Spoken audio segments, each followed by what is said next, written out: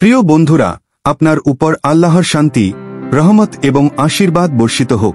আমি আশা করি আপনি ভালো আছেন, আপনার হৃদয় শান্তিতে পূর্ণ এবং আপনার পরিবারগুলি ভালোবাসা এবং করুণার আলোতে বাস করছে। আজ আমরা একটি খুব সূক্ষ্ম কিন্তু প্রয়োজনীয় বিষয়ে মোকাবেলা করতে যাচ্ছি। আমাদের বাচ্চারা যখন তর্ক করে, কথা বলে বা আমাদের কথাকে চ্যালেঞ্জ করে, তখন আমাদের কি করা উচিত?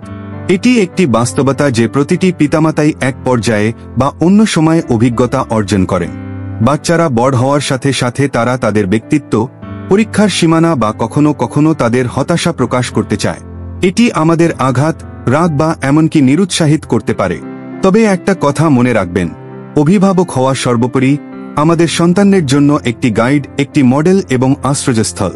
এই ভিডিওতে আমি আপনাদের সাথে শেয়ার করব 5টি শক্তিশালী এবং ব্যবহারিক টিপস, ইসলামী জ্ঞান, সার্বজনীন মূল্যবোধ এবং আধুনিক মনোবিজ্ঞান দ্বারা অনুপ্রাণিত এই উত্তেজনার মুহূর্তগুলিকে শিক্ষা এবং বৃদ্ধির সুযোগে রূপান্তরিত করতে। তাই শেষ অবধি আমার সাথে থাকুন, কারণ পঞ্চম টিপটি প্রায়শই এমন একটি যা অনেক পিতামাতা উপেক্ষা করেন, তবে এটি সবকিছু পরিবর্তন করতে পারে।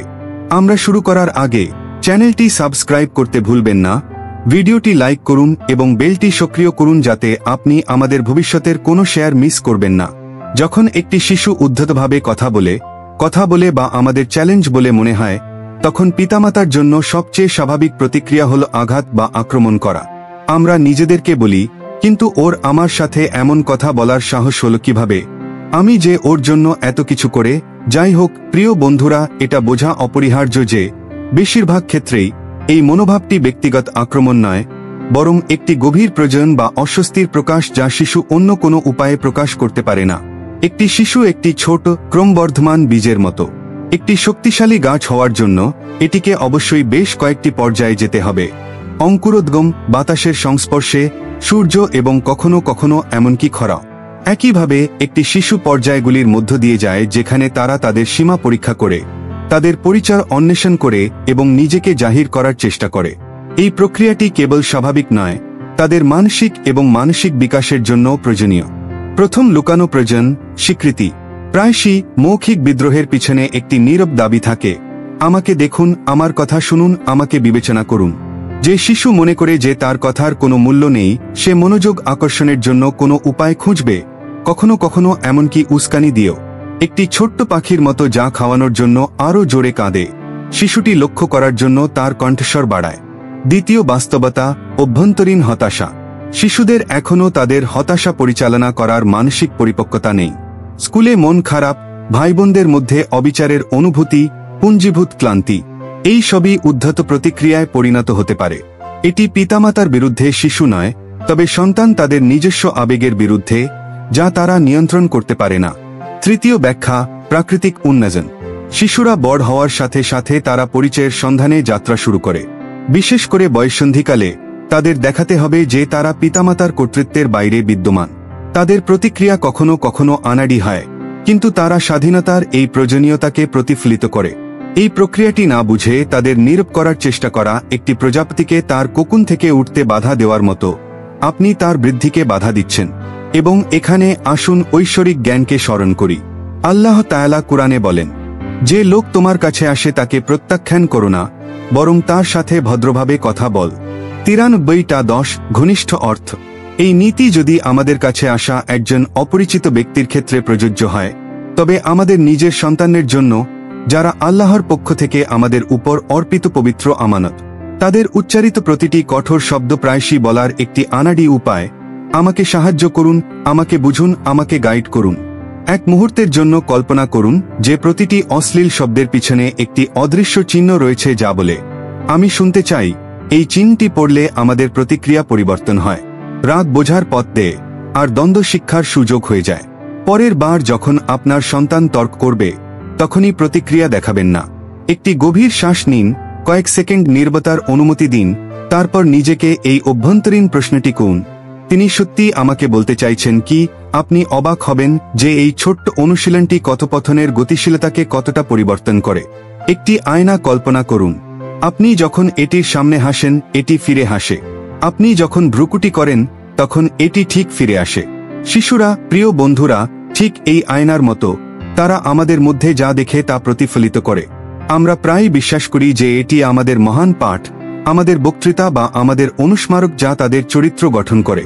বাস্তবে যা তাদের সবচেয়ে গভীরভাবে চিহ্নিত করে তা হল আমাদের মনোভাব, আমাদের দৈনন্দিন প্রতিক্রিয়া, আমাদের নির্বতা এবং আমাদের অঙ্গভঙ্গি।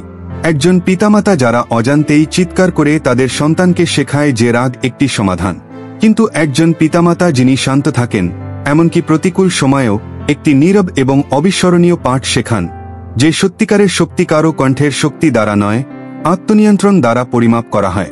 নবী সাল্লাল্লাহু আলাইহি ওয়াসাল্লাম, যিনি আমাদের সবকিছুর আদর্শ, তাকে অপমান করা হয়েছিল, উস্কানি দেওয়া হয়েছিল এবং উপহাস করা হয়েছিল। তবুও তিনি কখনো সহিংসতা বা কঠোর শব্দ দিয়ে প্রতিক্রিয়া জানাননি। তার ধৈর্য এবং ভদ্রতা এতটাই অবিচল ছিল যে এমনকি তার শত্রুরাও শেষ পর্যন্ত স্পর্শ করেছিল। তার একজন সঙ্গী রিপোর্ট করেছেন, অপমানে আল্লাহর রাসূল সাল্লাল্লাহু আলাইহি ওয়াসাল্লাম এর চেয়ে বেশি ধৈর্যশীল আমি আর কাউকে দেখিনি। যদি তিনি পুরুষদের মধ্যে শ্রেষ্ঠ এইভাবে উত্তর দেন, তাহলে আমরা কিভাবে নিছক শিশুসুলভ কথার মুখে আমাদের ক্রোধের বাড়াবাড়িকে ন্যায্যতা দিতে পারি? এক মুহূর্তের জন্য এই দৃশ্যটি বিবেচনা করুন। একটি শিশু ক্রোধের মধ্যে তিরস্কার করার প্রত্যাশা করে। তার কথা সমুদ্রে নিক্ষিপ্ত ছোট পাথরের মতো, সে তরঙ্গ জাগিয়ে তুলতে চায়। কিন্তু যদি ঝড়ের পরিবর্তে সে একটি শান্ত ও নীরব সমুদ্র খুঁজে পায়, তাহলে তাকে ভারসাম্য হারিয়ে ফেলা হবে। এই নীরবতা বা এই শান্ত প্রতিক্রিয়া হাজার তিরস্কারের চেয়ে অনেক বেশি শক্তিশালী তার জন্য একটি পাঠ হয়ে ওঠে। পরের বার যখন আপনার সন্তান আপনার সাথে অভদ্রভাবে কথা বলবে, তখন আপনার কণ্ঠস্বর কিছুটা নিচু করুন। তাদের ভলিউম ছাড়া না, বিপরীত সঙ্গে প্রতিক্রিয়া, নরমভাবে কথা বলুন, প্রায় শান্তভাবে। তাদের চোখে বিস্ময় দেখতে পাবেন, কারণ তারা যা আশা করছিল তা ছিল একটি বিস্ফোরণ, এবং তারা যা পায় তা মর্যাদার প্রদর্শন। একজন মনোবিজ্ঞানী একটি গল্প বলেছিলেন, একজন বাবা যখনই তার ছেলে কাঁদত তখনই একটি চেয়ারে বসতেন এবং বলতেন, যখন আপনি আমার সাথে শান্তভাবে কথা বলতে প্রস্তুত হন, আমি শুনতে এখানে আছি। প্রথমে ছেলে আরও রেগে গেল, কিন্তু যতই দিন গেল সে বুঝতে পারল যে চিৎকার করা অকেজো। তার পিতার শান্ততা একটি শান্ত শক্তিতে পরিণত হয়েছিল যা তার নিজের প্রতিক্রিয়াকে রূপান্তরিত করেছিল। এই প্রিয় বন্ধুরা, আমরা কিভাবে কাজ করতে হবে? বিচারক হিসেবে নয় যারা নিন্দা করে, কিন্তু আলোকিত আলোকসজ্জা হিসেবে। যে শিশু পিতামাতাকে তাদের রাগ নিয়ন্ত্রণ করতে দেখে, সে না বলেই শিখে যায় যে সত্যিকারের সাহস হল আত্মনিয়ন্ত্রণ। যদি আপনি এই টিপসগুলিকে এখন পর্যন্ত সহায়ক বলে মনে করেন, অনুগ্রহ করে ভিডিওটি লাইক করার জন্য কিছুক্ষণ সময় নিন এবং অন্য অভিভাবকদের সাথে শেয়ার করুন, কারণ এই ছোট্ট অনুস্মারকটি অনেক পরিবারকে দৈনন্দিন চাপ থেকে বাঁচাতে পারে। প্রিয় বন্ধুরা, অনুমতি মানে না। অনেক বাবা মা ভদ্রতাকে শিথিলতার সাথে গুলিয়ে ফেলেন। তারা মনে করে যে ভালোবাসা মানে সবকিছুকে অনুমতি দেওয়া, কিন্তু বাস্তবে স্পষ্ট নিয়ম ছাড়াই বেড়ে ওঠা একটি শিশু ঝড়ের সম্মুখে থাকা একটি জাহাজের মতো, এটিকে পথ দেখানোর জন্য একটি রুডার বা বাতিঘর ছাড়াই। একটি শিশুর জানতে হবে কোনটি গ্রহণযোগ্য এবং কোনটি নয়। তবে তার চেয়েও বেশি তাকে অনুভব করতে হবে যে এই সীমানাগুলি ভালোবাসার দ্বারা নির্ধারিত হয়, ভয় বা আধিপত্য নয়। আমাদের প্রিয় নবী সাল্লাল্লাহু আলাইহি ওয়াসাল্লাম যখন বলেন তখন ঠিক এটিই শিক্ষা দেন, তোমাদের প্রত্যেকেই একজন মেষপালক এবং প্রত্যেকেই তার মেষপালের জন্য দায়ী। সহিহ আল বুখারী ও মুসলিম। পিতামাতা হওয়ার অর্থ হল সেই সজাগ রাখাল হওয়া। তিনি তার ভেড়াকে বন্দী করেন না, তিনি তাদের পথ দেখান যাতে তারা উপত্যকায় না পড়ে। তার সীমানা রক্ষা করার জন্য, নিপীড়নের জন্য নয়। কেন সীমানা এত গুরুত্বপূর্ণ? কারণ কাঠামো ছাড়া একটি শিশু অনিরাপদ হয়ে বেড়ে ওঠে। নিয়মগুলি একটি বাগানের চারপাশে প্রতিরক্ষামূলক দেয়ালের মতো। সেগুলি সেখানে সীমাবদ্ধ করার জন্য নয়, তবে ভিতরে যে সৌন্দর্য বৃদ্ধি পায় তা সংরক্ষণ করার জন্য। যখন একটি শিশু তাদের বাড়ির নিয়মগুলি জানে, তখন তারা আশ্বস্ত বোধ করে, এমনকি যদি তারা কখনো কখনো সেগুলি ভাঙার চেষ্টা করে। তারা জানে যে একটি স্থিতিশীল কাঠামো রয়েছে যা তাদের রক্ষা করে। নিয়ম ঘোষণা শিল্প। এটা সব পদ্ধতিতে রাগের সাথে আরোপিত একটি নিয়ম একটি সীমাবদ্ধতা হিসাবে অভিজ্ঞ হবে। ভালোবাসার সাথে ব্যাখ্যা করা একটি নিয়ম সুরক্ষার প্রমাণ হিসাবে বিবেচিত হবে।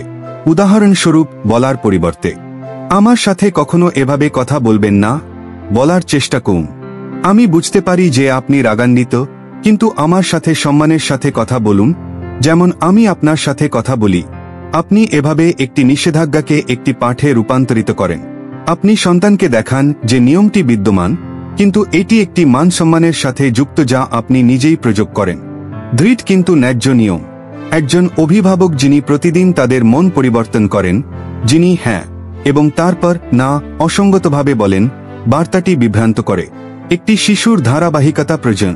যদি তারা জানে যে কিছু জিনিস সর্বদা নিষিদ্ধ, যেমন অপমান, মিথ্যা বলা বা সহিংসতা, তারা শেষ পর্যন্ত এই সংকেতগুলিকে অভ্যন্তরীণ করবে।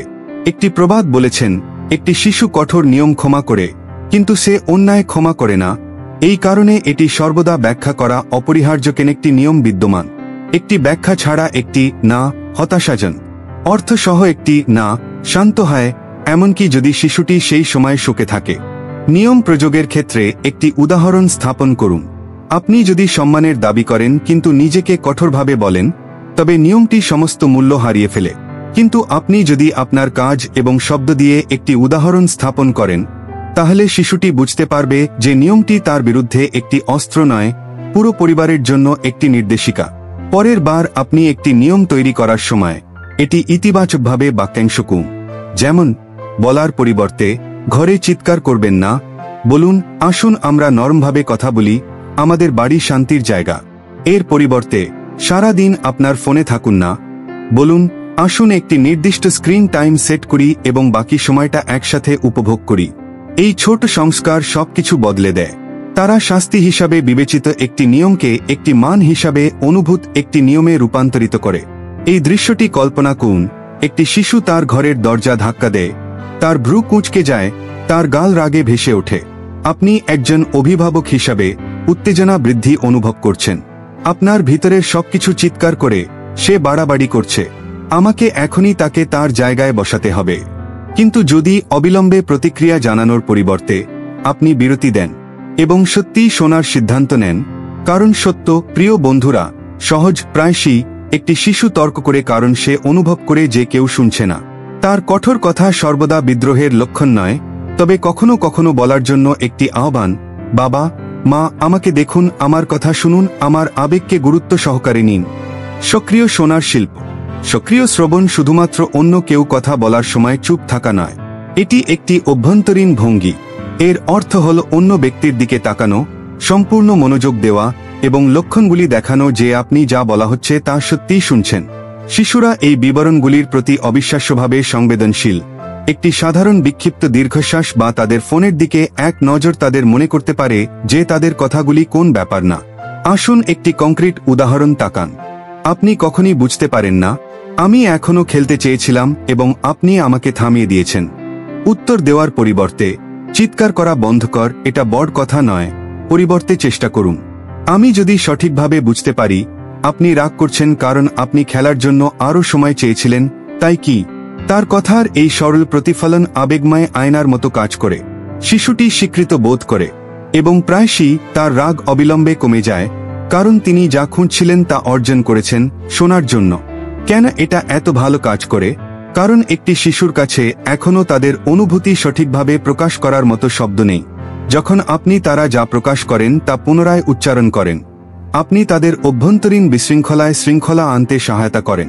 মনে হচ্ছে আপনি তাদের পথ খুঁজে পেতে সাহায্য করার জন্য তাদের একটি মানচিত্র হস্তান্তর করছেন। সংলাপের জন্য একটি জায়গা তৈরি করুন। রিফ্রেশিংয়ের বাইরে বাড়িতে এমন একটি জলবায়ু তৈরি করা অপরিহার্য যেখানে বক্তৃতা অবাধে প্রবাহিত হয়। যে শিশু জানে যে সে সর্বদা অবিলম্বে বিচার বা শাস্তি না পেয়ে কথা বলতে পারে, তাকে শোনার জন্য তার কণ্ঠস্বর বাড়াতে হবে না। কেন? উদাহরণস্বরূপ, পারিবারিক সংলাপের একটি ছোট সাপ্তাহিক আচার প্রতিষ্ঠা করবেন না? চা বা নাস্তার মাধ্যমে সবাই তাদের আনন্দ, হতাশা এবং চাহিদা প্রকাশ করতে পারে। এটা সহজ মনে হতে পারে, কিন্তু এই মুহূর্তগুলি জটিলতা এবং বিশ্বাসের ধন হয়ে ওঠে। শোনার মধ্যে আধ্যাত্মিক জ্ঞান। রাসূলুল্লাহ সাল্লাল্লাহু আলাইহি ওয়াসাল্লাম শ্রবণে পারদর্শী ছিলেন। তার সঙ্গীরা জানাচ্ছেন যে তিনি তার সাথে কথা বলতেন, তার দিকে সম্পূর্ণ মনোযোগ দিতেন, এই বিন্দুতে যে সবাই বিশ্বাস করেছিল যে তার দৃষ্টিতে তিনিই সবচেয়ে গুরুত্বপূর্ণ ব্যক্তি। আমাদের বাবা মায়ের জন্য কি শিক্ষা? আমরা যদি আমাদের সন্তানের প্রতি মনোযোগের এই গুণটি অফার করি, তাহলে আমরা তাদের কেবল ভালোবাসাই নয়, আত্মসম্মানের গভীর অনুভূতিও দিই। পরের বার যখন আপনার সন্তান বিরক্ত হয়, বাধা দেওয়ার তাগিদকে প্রতিহত করুন। তাদের বেরোতে দাও, তারপর শান্তভাবে রিফ্রেশ করুন। যদি আমি সঠিকভাবে বুঝতে পারি আপনি হতাশ কারণ আপনি আপনার খেলা চালিয়ে যেতে চেয়েছিলেন, এই ছোট্ট কৌশলটির একটি জাদুকরী প্রভাব রয়েছে। উত্তেজনা হ্রাস পায়, সংলাপ খোলা হয় এবং শিশু তার আবেগগুলি আরও ভালোভাবে প্রকাশ করতে শেখে। প্রিয় বন্ধুরা, আজ আমরা 5টি প্রয়োজনীয় টিপস দেখেছি। বিদ্রোহের মূল বোঝা। শান্ত থাকুন এবং উদাহরণ দিয়ে নেতৃত্ব দিন। ভালোবাসার সাথে স্পষ্ট সীমানা নির্ধারণ করুন। সক্রিয় শোনার অনুশীলন করুন। আধ্যাত্মিকতার সাথে শিক্ষা দিন এবং আমাদের সন্তানদের জন্য আল্লাহকে ডাকুন। মনে রাখবেন, একটি শিশু যে বিরোধিতা করে এমন একটি শিশু যে অস্তিত্বের চেষ্টা করে। শুধু তার কথায় সাড়া দেবেন না, তার হৃদয়ের কথা শুনুন। শিক্ষা হল ধৈর্য, ভালোবাসা এবং স্থিরতার পথ। যদি এই ভিডিওটি আপনার কাছে মূল্যবান হয়ে থাকে তবে আমি আপনাকে আমন্ত্রণ জানাচ্ছি, চ্যানেলটি সাবস্ক্রাইব করুন, ভিডিও লাইক, আপনার নিজের অভিজ্ঞতা মন্তব্য করুন এবং অন্য অভিভাবকদের সাহায্য করার জন্য আপনার চারপাশে শেয়ার করুন। আল্লাহ তাআলা আপনার পরিবারকে আশীর্বাদ করুন, আপনার ঘরগুলিকে প্রশান্তি দিয়ে পূর্ণ করুন এবং আপনার সন্তানদের দুনিয়া ও আখেরাতের জন্য আলোকিত করুন। আপনার উপর আল্লাহর শান্তি, রহমত ও আশীর্বাদ বর্ষিত হোক।